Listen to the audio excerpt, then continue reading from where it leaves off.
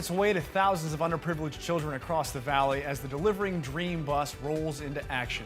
The bus was unveiled at the Rotary Club meeting today at the Phoenix Country Club. It'll be a new tool for the Assistance League to provide clothes and supplies to school-age children who otherwise wouldn't have access to things like new clothes from school.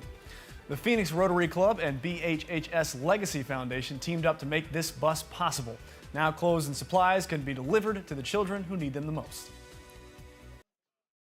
These children end up with incredible confidence when they can go to school looking like all the other kids and concentrate on their education so that their future becomes a quality of life, because that's important. Even as a healthcare foundation, we believe quality of life can produce a healthier child.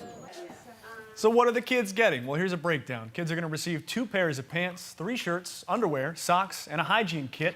In all, each kid will receive between $200 and $250 in supplies. It may be the middle